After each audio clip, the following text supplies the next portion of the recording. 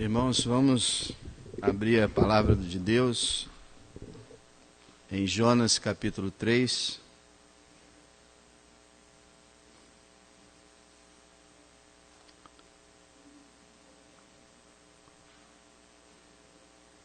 Jonas capítulo 3.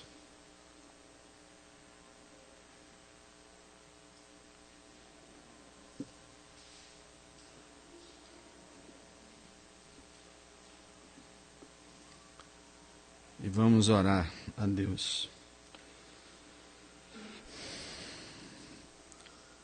Pai, nesse momento tão importante para nós, que nos reunimos como teu povo, e que vamos agora estudar a tua palavra, pedimos, Senhor, a presença, a ação e o poder do teu Espírito, para nos dar sabedoria, para nos estimular, nos incentivar, nos repreender, nos corrigir, através dela, Senhor, tua palavra, que seja um momento de edificação, seja um momento abençoado na tua presença.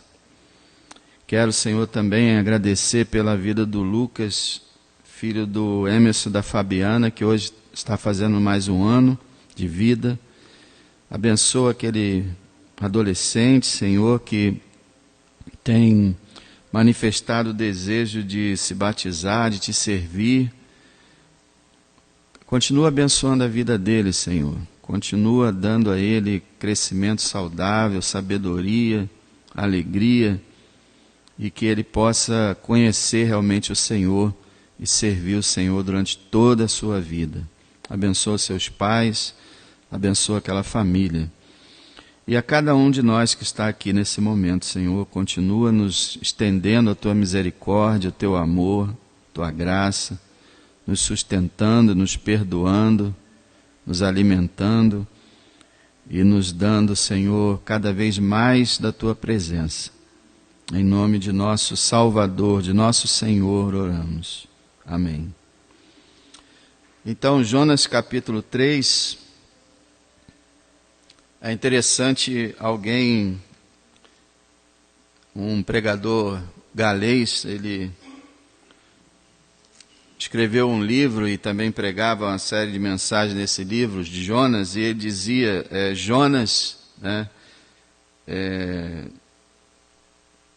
de costas no capítulo 1, Jonas de joelhos no capítulo 2, Jonas de pé no capítulo 3, e Jonas sentado no capítulo 4.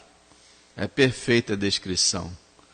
Realmente no capítulo 1, nós aprendemos que Deus o chamou para pregar em Nínive, e ele fugiu. Foi o único pregador, o único profeta judeu que pregou no exterior. Nenhum profeta foi chamado para pregar no exterior. Todos os profetas foram chamados para pregar em Israel. E esse chamado desgostou extremamente Jonas, que sabia que o povo assírio era extremamente perverso. E na ótica dele, o povo assírio não poderia ser perdoado, não poderia se converter, porque primeiro não mereciam, como se alguém merecesse, mas o judeu achava que ele merecia. Então eles achavam que os gentios não mereciam, e além do mais, se a Síria fosse poupada, Israel é que seria destruído. Como aconteceu? A Síria destruiu as 10 tribos de Israel, e levou em cativeiro, e acabou com as 10 tribos de Israel. Nunca mais existiram as 10 tribos de Israel no cativeiro assírio. Realmente aconteceu o que Jonas temia. Mas poderia não ter acontecido se o povo dele tivesse um pouco de vergonha e obedecesse o Deus deles. Mas não, Israel, desde que os reinos foram divididos, Israel jamais adorou Jeová. Todos os reis adoraram deuses falsos. Enquanto Judá, vários reis serviram ao Deus verdadeiro, outros foram idólatras, mas Israel foi idólatra do início ao fim, durante os séculos que eles existiram, Então Deus os entregou na mão dos assírios, eles foram destruídos. Isso é que Jonas não queria, então ele fugiu. Mas nós temos aprendido, através do livro de Jonas, que Deus é o Senhor. E Deus não permitiu que Jonas fugisse da presença dele, o trouxe de volta através de uma tempestade e através de um grande peixe, que engoliu Jonas e o trouxe de volta, provavelmente à mesma praia de Jope, a qual ele tinha fugido da presença de Deus. Aí no capítulo 2, enquanto ele está no ventre do peixe, Deus trabalhando com o pecador, com o teimoso Jonas, dentro do peixe, Jonas sente o peso da ira de Deus, né, do castigo divino, embora aquele peixe não tinha o propósito de punir Jonas, mas de salvá-lo. Mas foi um momento muito doloroso para Jonas afundar naquele oceano e depois ser engolido por um grande peixe, passar 3 dias naquele túmulo vivo. Então, depois que ele ora e diz que a salvação pertence a Deus, aí sim o peixe chega ao seu destino e joga Jonas na praia, e aí nós entramos no capítulo 3, e o capítulo 3 é quase igual ao capítulo 1, o começo dele, veja o versículo 1, e veio a palavra do Senhor, da mesma forma, né, que começa o capítulo 1, verso 1, veio a palavra do Senhor. Então, veio a palavra do Senhor, agora, segunda vez a Jonas. E aqui a gente aprende que Deus, ele estende segundas chances para certas pessoas. Não para todo mundo, mas para aqueles que ele quer. Por exemplo, Moisés não teve uma segunda chance. Quando Deus falou para Moisés, Moisés, fala a rocha e vai sair água. Aí Moisés ficou furioso, gritou com o povo, e pegou o cajado e bateu na rocha.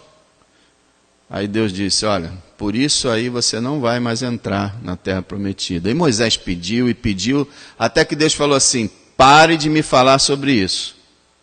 Acabou. E ele não entrou.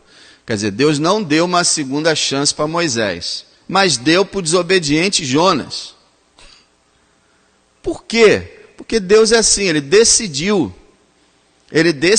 que Jonas seria o instrumento da bênção de Nínive.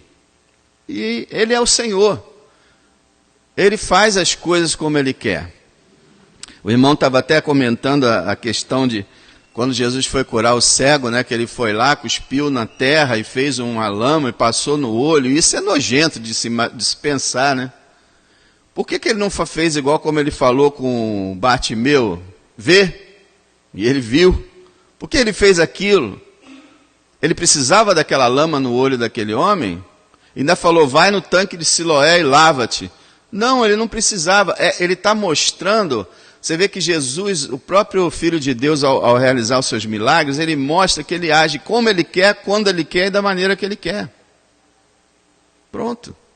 E nós não temos que discutir, Senhor, por que o Senhor fez isso? Por que o Senhor fez aquilo? Não, Ele fez, está feito. Então ele chama Jonas, Jonas diz não. Ele poderia dizer, bom, se você não quer, então você vai receber o castigo da desobediência. Qual é o castigo da desobediência? Morte. Você me desobedeceu, eu vou matá-lo. Ou, você me desobedeceu, eu vou deixar você num canto toda a sua vida sem nunca mais usá-lo. Você vai ser um inútil para o resto da vida. Mas não, Deus diz, vai ser você, Jonas. Você vai ver que de mim ninguém pode fugir. Ele é o Senhor. Então, veio a palavra do Senhor segunda vez a Jonas, dizendo, levanta-te, vai à grande cidade de Nínive, a mesma coisa que ele falou lá, no capítulo 1.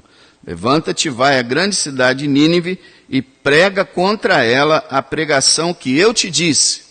O interessante é que essa pregação que ele disse não foi dita nem no capítulo 3 no início, nem no capítulo 1 no início. Nós só vamos saber quando Jonas começar a pregar. No capítulo 1, verso 2, ele fala: levanta-te, vai à grande cidade Nínive e clama contra ela, porque a sua malícia subiu até mim. Deus não diz o que Jonas tem que dizer especificamente. Só falou, prega contra ela, porque a maldade dela já chegou até mim. Quer dizer, isso é uma expressão, né, para Deus dizer que, já passou do nível, eu já não aturo mais a maldade de Nínive. E aí vem no capítulo 3, verso 2, levanta-te, vai à grande cidade de Nínive e prega contra ela a pregação que eu te disse. Quer dizer, a pregação que Deus deu a Jonas não ficou registrado no livro. Deus falou com Jonas, o que era, não ficou registrado, só vai aparecer quando Jonas pregar. E aí a gente vai ver que pregação foi essa. O verso 3 diz assim, levantou-se Jonas e foi a Nínive, segundo a palavra do Senhor. Então, capítulo 1 foi desobediência. Capítulo 1, obediência. Segundo a palavra do Senhor, que disse, levanta e vai a Nínive, ele foi. Agora, ele foi de boa vontade? Não. Como é que a gente sabe disso? Capítulo 4, verso 1 e 2, nós lemos que Jonas se desgostou extremamente e ficou ressentido. Jonas é o único pregador que fica aborrecido porque as almas se salvaram. Todo pregador tem como sonho que as almas se salvem. Mas Jonas ficou revoltado porque a cidade foi salva. Quer dizer, Jonas está todo errado desde o princípio. E por que então que agora ele obedece a Deus? Por medo. Por temor. Porque da primeira vez ele desobedeceu e foi parar dentro de um peixe, dentro do oceano. O que Deus não poderia fazer com ele se ele desobedecesse mais uma vez? Então é melhor eu fazer o que Deus está mandando. Lembrando que a viagem de Jope até Nínive era aproximadamente 30 a 40 dias a pé. Era muito chão. A distância era como daqui a São Paulo, ir e voltar, a pé. Normalmente as pessoas andavam a pé, a não ser que fossem pessoas de autoridades, pessoas ricas, costumavam andar com camelos ou cavalos, outras coisas. Normalmente o judeu comum andava era a pé mesmo, do jeito que o Senhor sempre andou no ministério dele, a pé. E veio a palavra do Senhor e ele foi segundo a palavra do Senhor. Esse livro, então, é um livro que fala de obediência e desobediência. A gente tem uma mania muito grave na igreja, irmãos, de achar que, não, Velho Testamento era uma coisa, Novo Testamento é outra, nós hoje somos salvos pela graça, não estamos mais debaixo da lei, nenhuma condenação há para os que estão em Cristo. Tudo isso é verdade. Tudo isso é verdade. Mas nada disso isenta a obediência a Deus. Jesus falou, aquele que tem os meus mandamentos e os guarda, esse é o que me ama.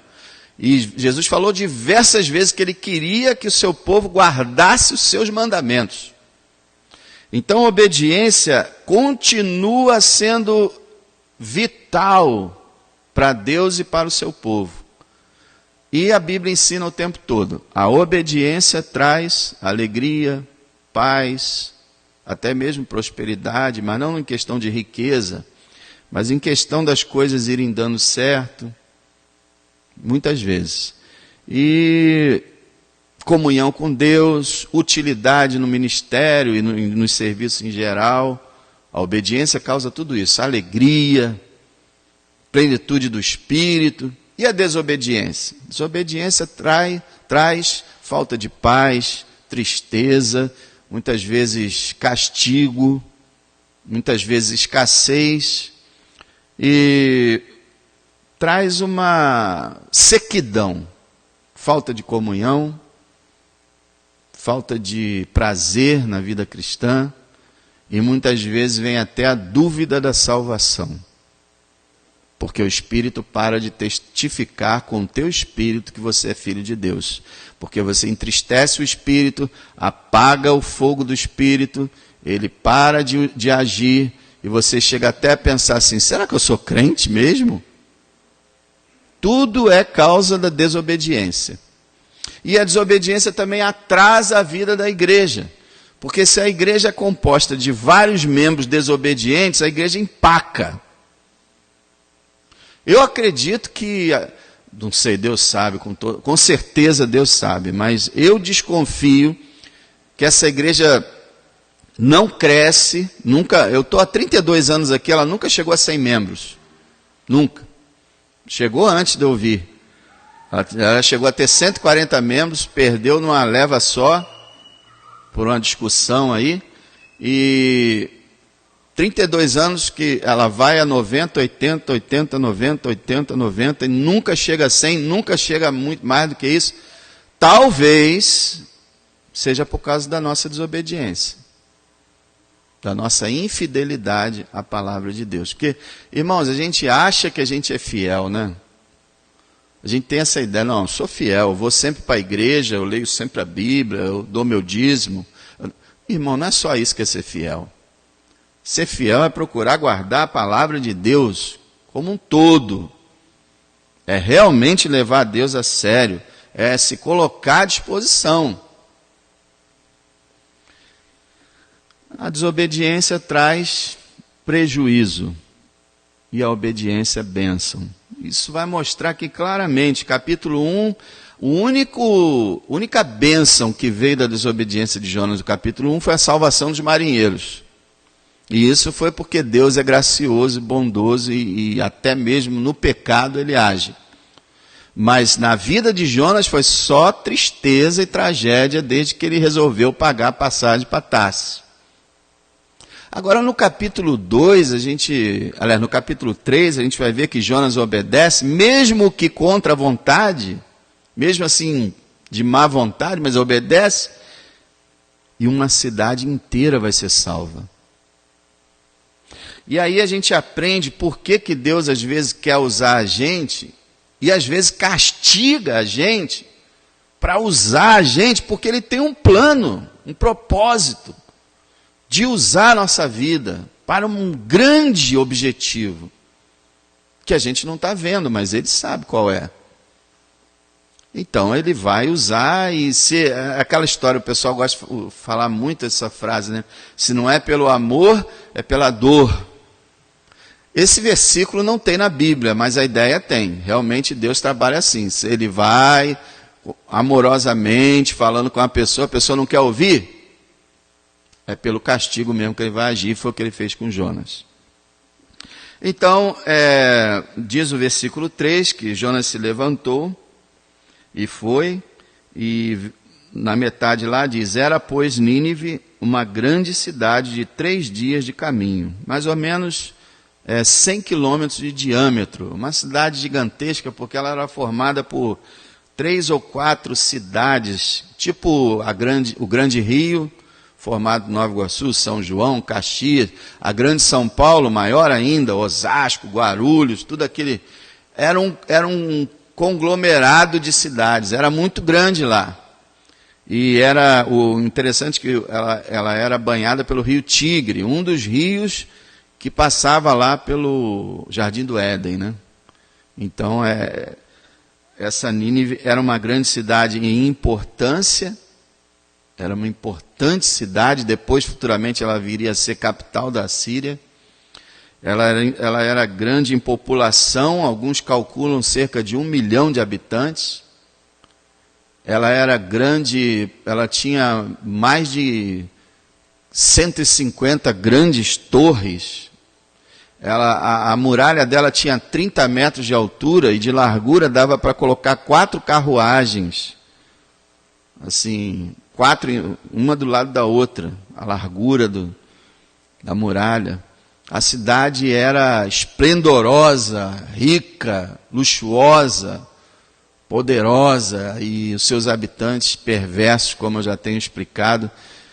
A Síria é considerada por muitos historiadores o povo mais violento da história.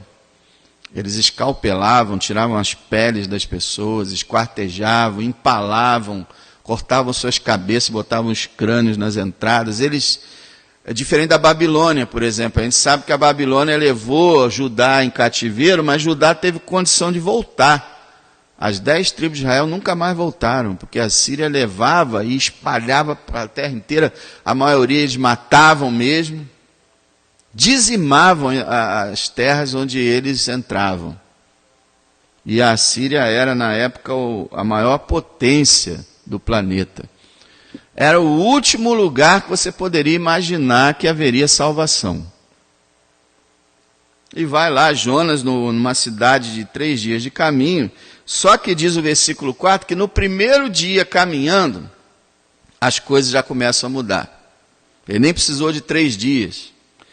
Diz o versículo 4, começou Jonas a entrar pela cidade, caminho de 1 dia, e pregava e dizia, agora vem a mensagem de Jonas, ainda 40 dias e Nínive será subvertida. Olha, gente, até um irmão perguntou assim, mas era só essa mensagem mesmo de Jonas? Era só isso que ele falava? Muito provavelmente sim. A maioria dos comentaristas acredita que sim. Por quê? Porque ele estava de má vontade, ele queria que a cidade fosse destruída. Então ele só foi para lá avisar que a cidade ia ser destruída, mas ele estava desconfiado, conforme ele fala no capítulo 4, ele sabia que Deus estava fazendo isso com o propósito de perdoar aquela cidade. Então ele foi um pregador de má vontade, pregando uma mensagem dura, sem esperança, sem possibilidade de salvação, e a gente vai ver que vai ser a mensagem mais bem-sucedida da história. Eram 4 palavras no original. Eu poderia dizer assim, 40 dias Nínive destruída, ou subvertida. A palavra subvertida quer dizer destruída, afundada, imergida, revirada, e é a mesma palavra que é usada na cidade de Sodoma e Gomorra, quando diz que a cidade Sodoma e Gomorra, aquelas cidades foram subvertidas. Choveu fogo e enxofre e virou tudo ali, afundou aquela cidade. Muitos acreditam que essas 2 cidades hoje estão dentro do Mar Morto.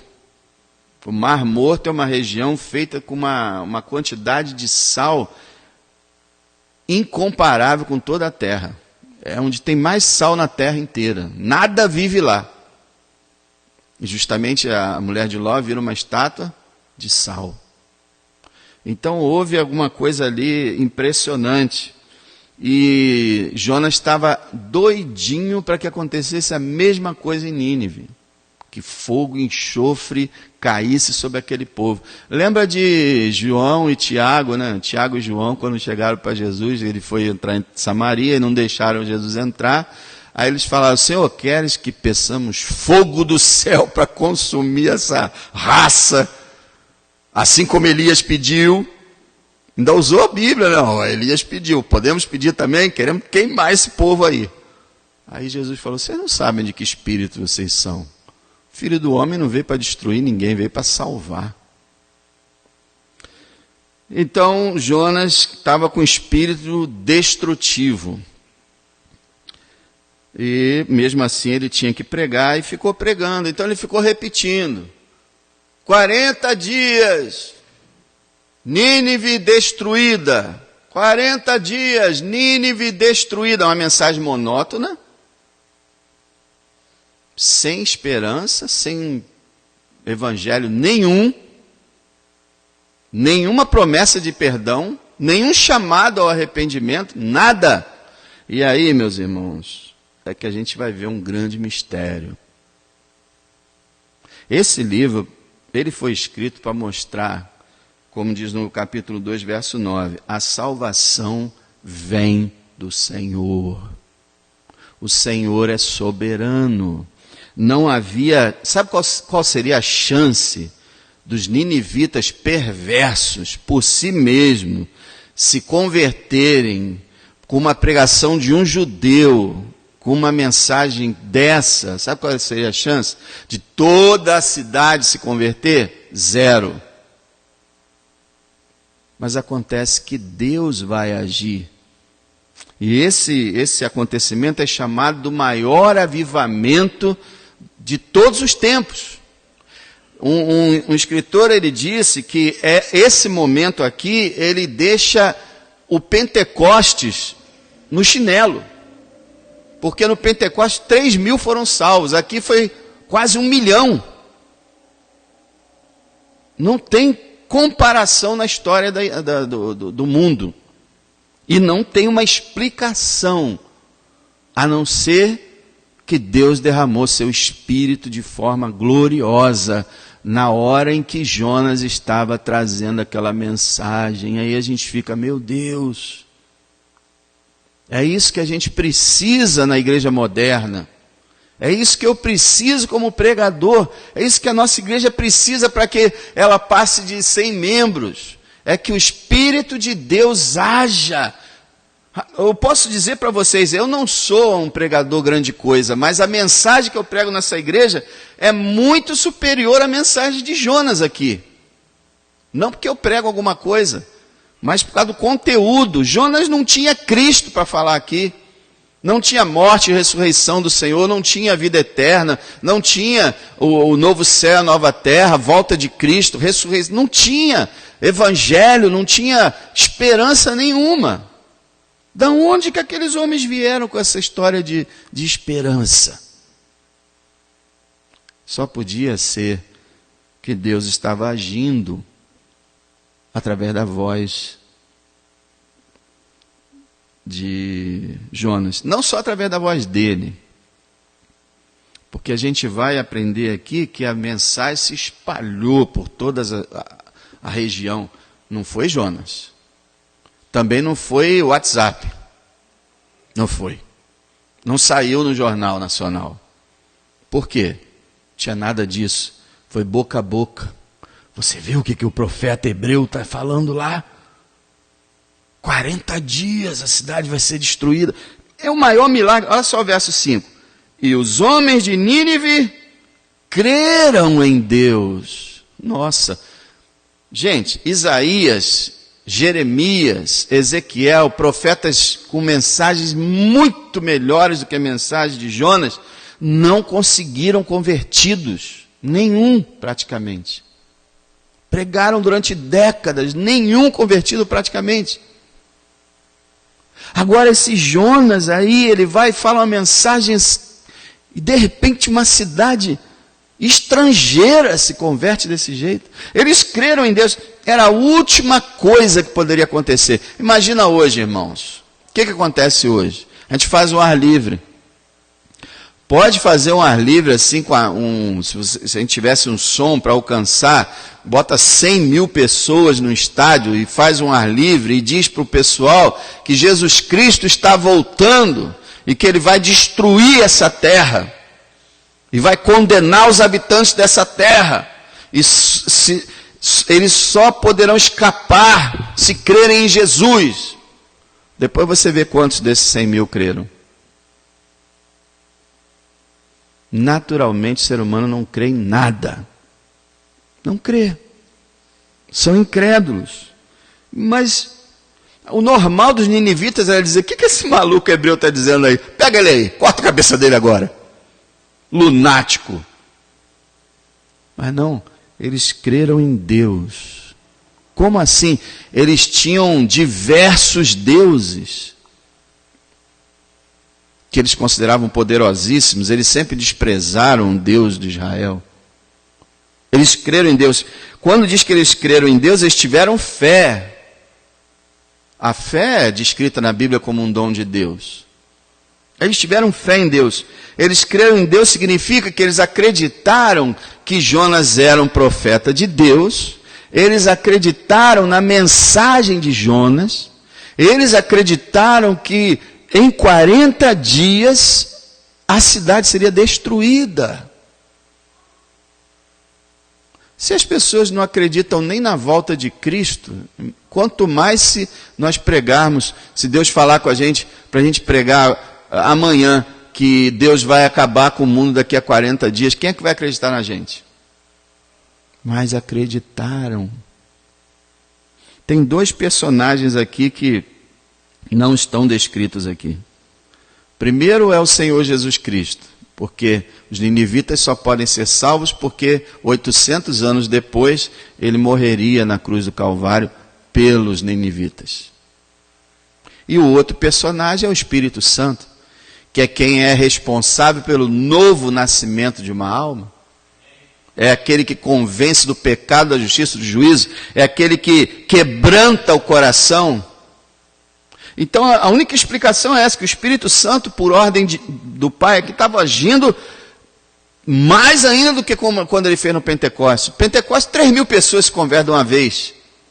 Como já foi falado, você precisa pregar 3.000 sermões para salvar uma alma hoje em dia. E Pedro prega um sermão e salva 3.000. E aqui é quase 1 milhão de pessoas. É uma coisa extraordinária. A gente só pode dizer, como disse Jonas, a salvação vem do Senhor. Isso é um milagre, é o maior milagre da Bíblia inteira. E aí eu digo para você como o diabo cega as pessoas.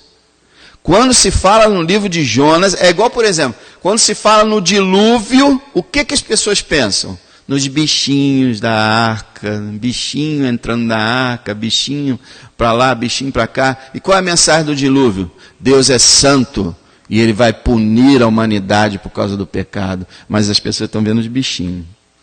Aqui Jonas, qual é a mensagem de Jonas? Deus realizou o maior milagre em toda a história da humanidade, salvando quase 1 milhão de pessoas.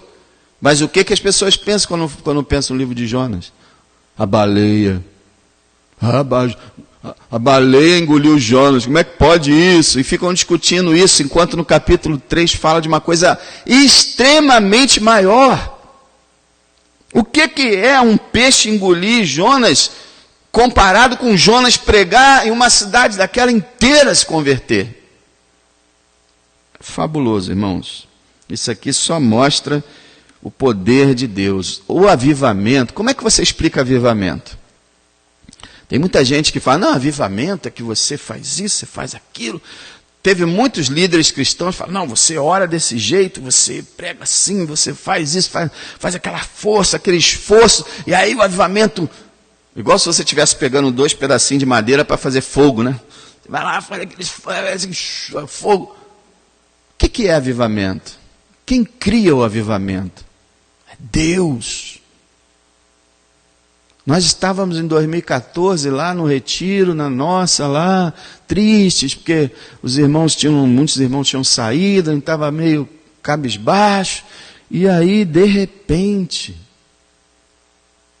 num culto, dia 2 de março, nós começamos a sentir algo totalmente inédito, uma presença. E aí, adolescentes começaram a se converter, meus filhos se converteram, gente foi renovada, meu ministério renovou, todo mundo foi cheio de alegria. No dia seguinte, a minha mãe fez pizza. Ah, pizza. Adolescente adora pizza, né? Qualquer um adora pizza, mas até adolescente. Pois os adolescentes foram para a tenda da oração e a pizza ficou esfriando no balcão lá. Depois do culto, o culto tinha acabado, os adolescentes na tenda de oração, nós ali, os adultos ali, rindo, brincando. A irmã falou que nesses dias a gente abraçava até poste, um abraçando o outro, e só comentando e rindo, e a pizza lá. 1 hora e pouca depois a gente foi pensar em pizza. E foi dia 2, dia 3, dia 4, dia 5, eu falei, Senhor, se acontecer a mesma coisa na igreja, é porque é o Senhor mesmo. Chegou no domingo de manhã, a gente tinha uma oração às 8 horas da manhã, que vinha 5, 6 pessoas. No primeiro domingo, tinha 50 aqui. 8 horas da manhã, eu falei, que é isso? Praticamente todo mundo foi no retiro, 50 pessoas aqui. Aí começou ainda mais pessoas a serem salvas nessas primeiras semanas dentro da igreja. Aí tem uma vez, não sei quem, pegou uma foto aqui do lado esquerdo da igreja e eu vi alguns irmãos que hoje são tão, sabe, tão indiferentes. Os irmãos lá, com as lágrimas descendo. Os louvores, irmãos, não tinham comparação com nada do que a gente faz hoje. O que é isso, irmão? E depois, uns 3 anos depois, 2, 3 anos depois, aquilo tudo... E a gente fica sonhando com isso de novo. Quem é que faz isso, irmão? É a gente? É Deus. É o sopro de Deus. Tudo que nós temos que fazer é o que Deus fala. Se o meu povo que se chama pelo meu nome se humilhar, e orar, e me buscar, e se converter dos seus maus caminhos, então eu ouvirei do céu. Perdoarei seus pecados, sararei sua terra. Quer dizer, há essa condição para avivamento. Embora Deus, às vezes, mesmo quando a gente não faz isso, porque o de 2014 ninguém estava fazendo isso. E ele veio. E é o que o pessoal fala, o pessoal antigo que fala de avivamento, eles dizem, Deus faz em 1 hora o que nós tentamos fazer em 10 anos. Poxa, meus filhos, eu sonhava que meus filhos fossem crentes, eles foram batizados, eles faziam parte da equipe, mas eles não amavam a Bíblia. Cuidado você que não ama a Bíblia, viu? Eles não amavam a Bíblia, eles não tinham uma vida de oração, os dois eram direitinhos, comportados, tudo, mas a gente sentia, eu sentia que faltava nascer de novo. Pois naquele dia, naqueles 3 dias, eu só olhava para eles e eles assim, olhando para cá, olhando para lá, durante o culto, olhando para as pessoas aqui, olhando para as pessoas. Daqui a pouco, quando eu vou ver, os dois estão voando. Quando volta para casa, a gente desliga a televisão, praticamente quase que a gente joga no lixo. E fica meses sem televisão, e só aí os dois falam assim, rapaz, nós temos um pastor em casa. Eu falei para ele, poxa, vocês têm um pastor em casa desde que vocês nasceram. Mas eles nunca ligaram para isso. Aí começaram, né? Puxa vida. Isso é o que Deus faz, irmão. E é o que a gente tem que pedir para Deus repetir. Para Deus fazer. Ele é poderoso. Ele pode fazer. Ele não diz assim, essa igreja é muito pequenininha. Ele já fez avivamentos que alcançaram nações inteiras, começando por um adolescente orando. Certa vez um adolescente no país de Gales começou a orar e depois chamou outro. Aí 2 no colégio orando, só 2. E daqui a pouco o Espírito está derramado no país todo. A gente precisa orar. Olha o que vai acontecer aqui. Versículo 5. Os homens de Nínive creram em Deus, por incrível que pareça. Creram em Deus. Acreditaram no juízo. E proclamaram um jejum. E vestiram-se de pano de saco, desde o maior até o menor.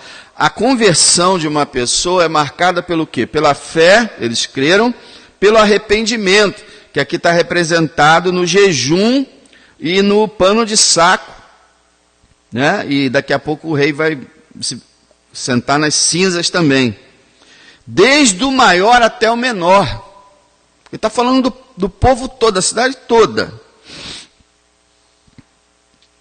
E aí vai o verso 6. Porque esta palavra chegou ao rei, e a gente tem que dar uma parada aqui, porque essa palavra porque no versículo 6 não é uma palavra feliz. Todas as outras versões, elas dizem, quando o rei soube, o rei ao saber. Por quê? Porque essa palavra aqui, porque, ela dá uma ideia de que o que aconteceu no versículo 5 foi porque o rei mandou, a partir do verso 6, 7 e 8, você vai ver que o rei vai dar uma ordem para toda a nação. Mas não foi assim não. O versículo 5 primeiro aconteceu com as pessoas da baixa sociedade ali, lá de baixos, os pobres, os plebeus, os cidadãos comuns, E aí a notícia chegou ao rei, quer dizer, não foi uma coisa que foi o rei que impôs. Depois o rei vai dar uma ordem, mas que já está, a população já está buscando. Então, esse porquê, às vezes, pode enganar. Parece que está dizendo que o que aconteceu no verso 5 foi porque o rei fez, mas não. Quando você vai em todas as outras Bíblias, esse porquê não está na frase. Então, o que aconteceu no verso 6? Esta palavra chegou ao rei de Nínive, através de Jonas? Provavelmente não. Um secretário do rei deve ter chegado. Ó rei, por favor, rei, deixe-me falar contigo. E o rei, que pressa é essa, rapaz? Espera aí. Não, preciso falar agora. É urgente. O que é urgente, rapaz? Vem aqui, o que foi? A cidade está em polvorosa.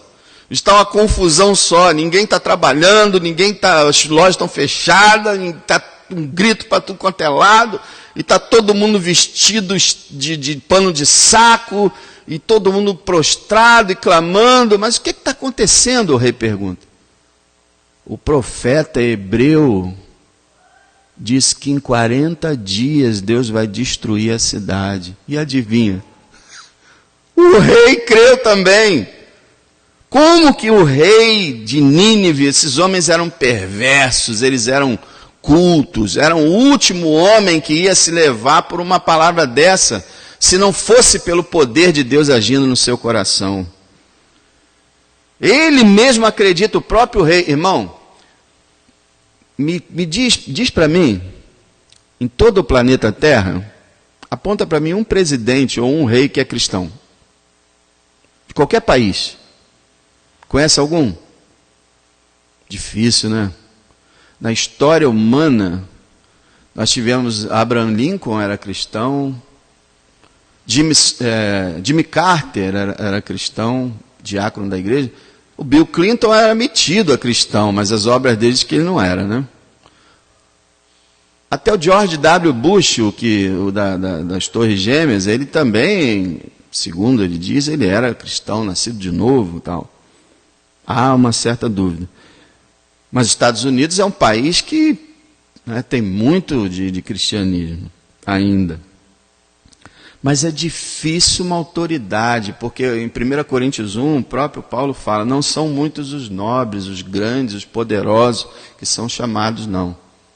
Mas esse rei, ele se converte. Olha só, verso 6, essa palavra chegou ao rei de Nínive, e levantou-se do seu trono, e tirou de si as suas vestes. As vestes reais do rei de Nínive eram todas folheadas com partículas de ouro e pedras preciosas, era uma coisa finíssima. Ele tira aquela roupa e veste, cobre-se de pano de saco e assenta-se sobre a cinza, que no Oriente era o símbolo de uma pessoa que estava lamentando, que estava arrependida.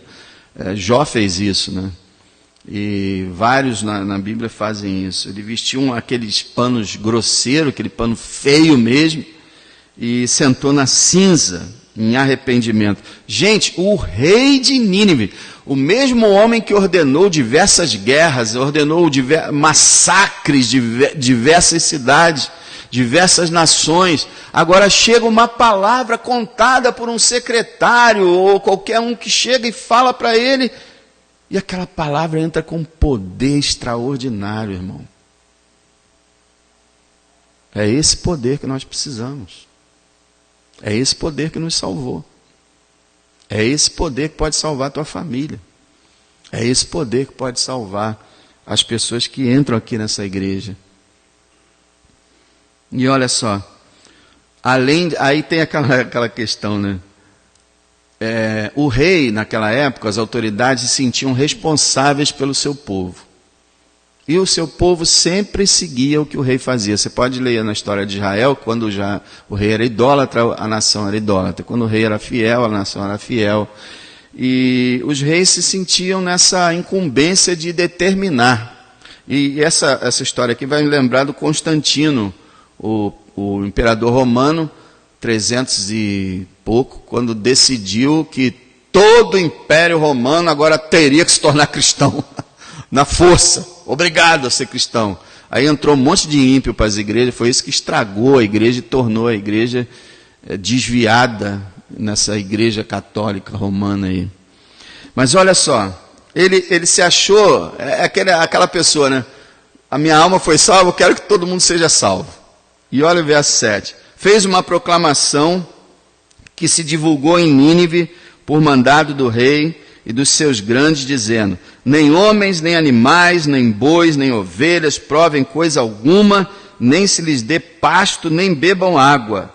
Mas os homens, os animais estarão cobertos de pano de saco e clamarão fortemente a Deus e se converterão cada um do seu mau caminho e da violência que há nas suas mãos.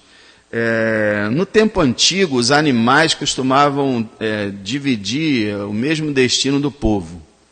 É claro que eles sabiam que o animal não era racional, mas era uma questão, os animais eram uma propriedade das pessoas. Então é como se ele estava entregando todas as posses ali para ofertar a Deus, para mostrar a Deus a sinceridade deles. Essa parte aqui é que a gente já não é mais uma obra de Deus isso aqui, porque Deus não obriga ninguém, Ele age no coração e Ele nunca disse para ninguém, nenhuma autoridade, ordenar para todo mundo se converter. Não é dessa forma que as pessoas são salvas, mas Deus deve ter usado isso também, esse edito aqui do rei de Nínive, e usou para despertar mais ainda o povo. Agora, o interessante é o seguinte, ele ordenou a conversão, ao verso 8 lá no final, ele ordenou, primeiro, cobrir de pano de saco, segundo, clamar fortemente a Deus, terceiro, se converter do seu mau caminho e da violência que há nas suas mãos. Parece um evangelista, né? O rei estava salvo. Então ele já estava lá pregando, só que ele não devia ordenar assim, ou tornar o negócio obrigatório. Mas ele estava querendo realmente a salvação da sua cidade, do seu povo. Olha só o versículo 9, coisa linda. Quem sabe se voltará a Deus e se arrependerá e se apartará do furor da sua ira, de sorte que não pereçamos. Que coisa linda. Só o Espírito Santo pode fazer isso. Como eu falei no início, não tinha mensagem de esperança. Mas eu creio que a mensagem de esperança, além do Espírito, foi um raciocínio. Qual raciocínio? Poxa, se Deus está mandando avisar, é porque de repente tem uma esperança aí, né? Porque se ele quisesse apenas destruir a cidade, ele ia destruir. Se ele mandou avisar 40 dias antes, quem sabe ele não está esperando o nosso arrependimento e quem sabe ele não cancela isso. Que coisa linda. Muito importante isso. Eu fico impressionado. Nós pregamos todo domingo na igreja e falamos sobre Jesus Cristo, sobre a salvação, sobre a vida eterna. Só crer em Cristo, só vir a Ele. Não tem um quem sabe no Evangelho, é certo. É certo, se você crer, você será salvo. A mensagem é clara, a mensagem, puxa, mas as pessoas não veem. E Deus abriu os olhos dessa cidade que eles viram o que não estava na mensagem. A mensagem era, 40 dias, Deus vai acabar com essa cidade. E eles partiram para a última solução, né? Para a última chance deles. Vamos buscar o Senhor, vamos clamar, vamos deixar os nossos pecados, vamos nos converter. O interessante também é que isso que Nínive está fazendo, Israel não fez. Deus falava com Israel, vamos se converter, deixa o mau caminho, eles não se convertiam. O próprio Filho de Deus veio e não foi recebido por Israel. E agora, no meio dos gentios, Deus faz essa obra. Esse aqui é o primeiro livro missionário. Tem um pregador que chama de Evangelho de Jonas. É o primeiro livro missionário que um pregador vai para o exterior pregar. Os pagãos, os gentios estão ouvindo a mensagem de Deus. Então, a mensagem falava sobre a ira de Deus vai destruir. Eu vejo hoje, né, os pregadores que pregam sobre a ira de Deus, sobre o castigo de Deus, são muito criticados. Eles falam assim: poxa, vocês ficam espantando as pessoas da igreja. A pessoa vai na igreja e ouve falar do castigo de Deus, do juízo de Deus, da ira de Deus, do inferno. Assim não vão se converter. Pois Nínive se converteu com a mensagem de juízo. A mensagem de Cristo falou mais do inferno do que do céu. Já reparou isso? E quem mais falou no inferno na Bíblia foi Cristo. Quem avisa, amigo é. Se a Bíblia avisa que há um inferno e que a pessoa tem que se converter, isso é amor. Isso é amizade. Isso é querer o bem da pessoa. Querer o mal da pessoa é falar sempre: Deus ama você, está tudo bem, Deus é contigo, está tudo tranquilo, Deus, rapaz, está tudo certo. Isso é que é maldade. Sabendo que as pessoas estão indo para o inferno. Existem essas igrejas aí que tem milhares de pessoas, às vezes 15 mil pessoas no culto. Já vi isso na TV. 20 mil pessoas no culto. O culto acontece, nenhuma palavra. Olha, vocês precisam nascer de novo, hein? Vocês precisam se converter. Nada. Isso é que é falta de amor. Isso é que é maldade pura. Por que as pessoas evitam falar do inferno? É para não espantar as pessoas, justamente porque elas querem ter todas as pessoas ali, para elas poderem receber. Nossa. Quem sabe se ele se voltará e se arrependerá.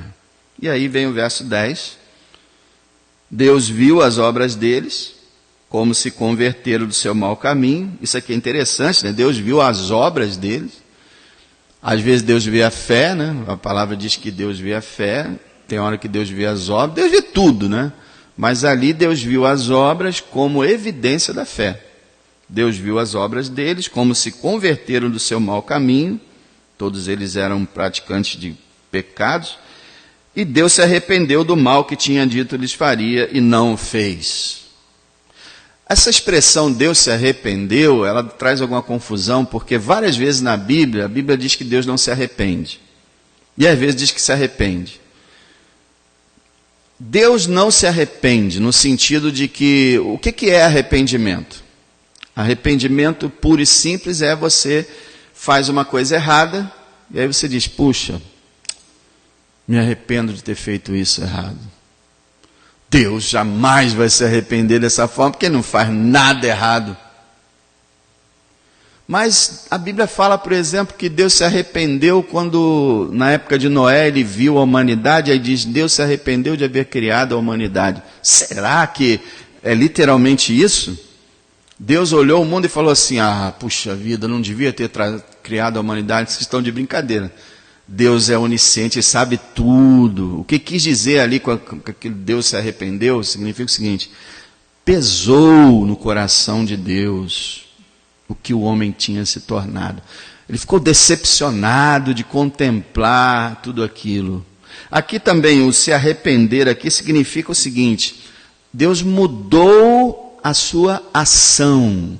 Aos olhos dos homens, Deus mudou a maneira de agir, porque ele falou que ia destruir, aí de repente ele mudou e não destruiu mais. Aí eles escrevem que ele se arrependeu. Mas na verdade, Esse plano de salvar Nínive já estava no coração de Deus antes da fundação do mundo, e quando ele enviou, como bem diz o Jonas no capítulo 4, verso 2, quando ele enviou Jonas para dizer que iria destruir a cidade, ele já tinha o plano de salvar a cidade. Então, quando a Bíblia fala que Deus se arrependeu, é isso. Deus disse que ia fazer uma coisa, mas aí houve uma mudança no ser humano, e Deus retirou aquela proposta de fazer aquela coisa e não o fez. Não quer dizer que Deus... puxa, não, está errado, eu não devia ter feito isso. Deus não erra nunca. Entenderam? Então Deus não se arrepende de coisas que faz, porque só se arrepende quem erra. Deus não erra. Mas Deus, ele, conforme o nosso olhar, nós vemos Deus mudando de atitudes e de procedimentos, baseado na nossa mudança. Por exemplo, eu prometo que eu vou lançar você no inferno, se você não crer. Aí a pessoa crê, ele, já não vou mais, já vou mandar para o céu. Mas foi ele que mudou? Não, ele não mudou. Ele nunca muda. Tudo está planejado na mente dele. Tá? Então é isso. Nunca entenda que Deus fez alguma coisa que ele falou, errei. Nunca, Deus não erra, nunca. Então, a coisa maravilhosa é essa. Você imagina o rei, né, chamando o secretário. E aí? Quantos dias faltam? Faltam 10 dias, rei. Vamos continuar clamando. Hoje é o 30º dia, rei. Vamos continuar clamando. Manda lá os fiscais falarem com o pessoal lá para pano de saco, todo mundo se convertendo. Não quero ninguém pecando nessa cidade. Vamos se voltar para o Senhor. Quantos dias falta, secretário? É amanhã. Será que alguém em Nínive dormiu? Amanhã é o 40º dia. E o dia amanhece. E está todo mundo apavorado. Quem sabe? Será que ele nos ouviu? E aí o dia atravessa.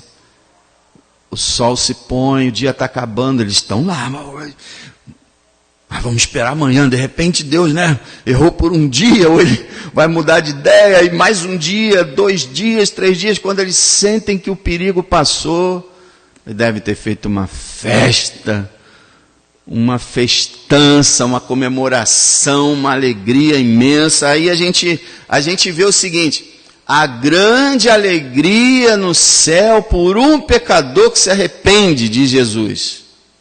Agora você imagina por quase 1 milhão de pessoas que se convertem. Quanta alegria não houve na cidade de Nínive, quanta alegria não houve no céu. Mas tinha um cara que estava triste. O pregador.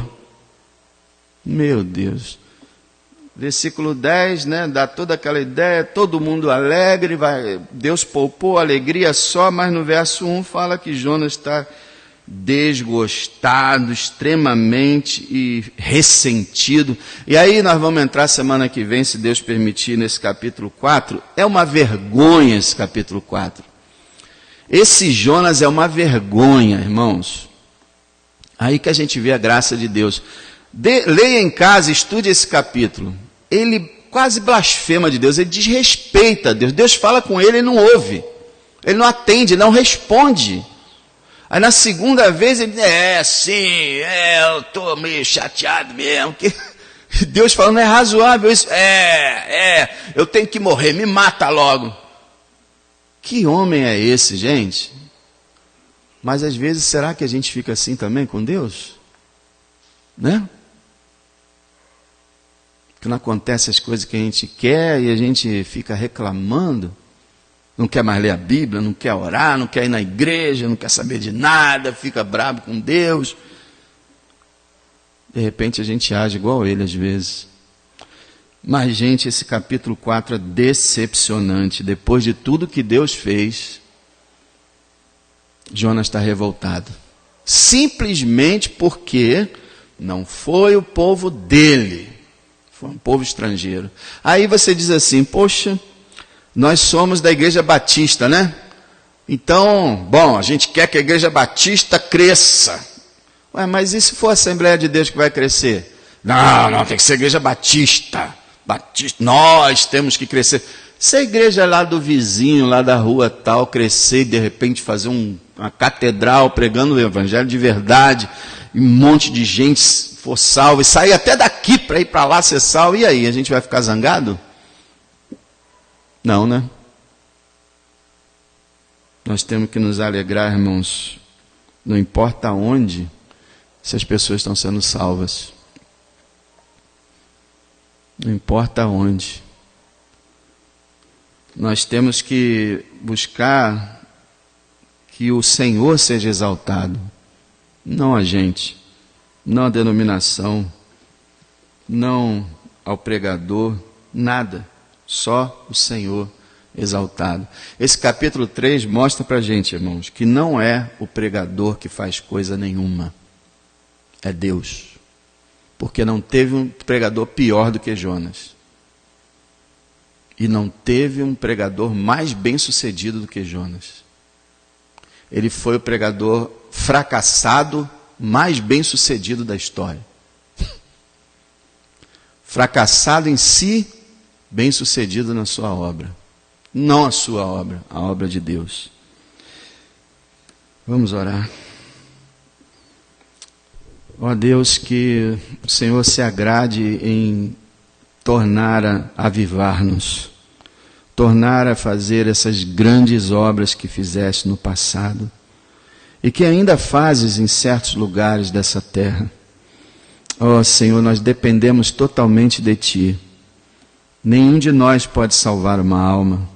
Nós não podemos salvar nenhuma mosca, quanto mais uma alma. Ó Senhor, que o Senhor tenha misericórdia de nós, perdoe nossos pecados, ajuda-nos a nos arrepender com sinceridade, a jejuar, a, se preciso for, andar de pano de saco e sentar na cinza, mas realmente nos humilharmos diante do Senhor, sermos pessoas humildes, sermos pessoas que se dobram diante de Ti, que reconhecem que só o Senhor é Deus, que todo o poder, toda a glória pertence a Ti, que a salvação vem do Senhor, a obra é Tua, Tu és todo poderoso, ninguém pode resistir à Tua vontade. Ah, Senhor, nós oramos que o Senhor possa repetir uma obra como essa em toda a terra, em cada nação, mais e mais pessoas se convertam.